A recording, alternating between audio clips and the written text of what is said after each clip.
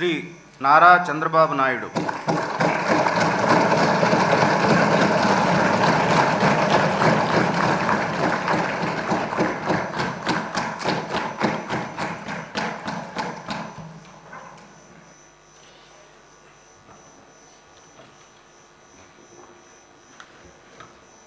నారా చంద్రబాబు నాయుడు అనే నేను శాసనసభ సభ్యునిగా ఎన్నిక అయినందున శాసనం ద్వారా నిర్మితమైన భారత రాజ్యాంగం పట్ల నిజమైన విశ్వాసం, విధేయత చూపుతానని, భారతదేశ సార్వభౌమాధికారాన్ని, సమగ్రతను కాపాడుతానని, నేను స్వీకరించబోయే కర్తవ్యాన్ని శ్రద్ధాశక్తులతో నిర్వహిస్తానని దైవ సాక్షిగా ప్రమాణం చేస్తున్నాను.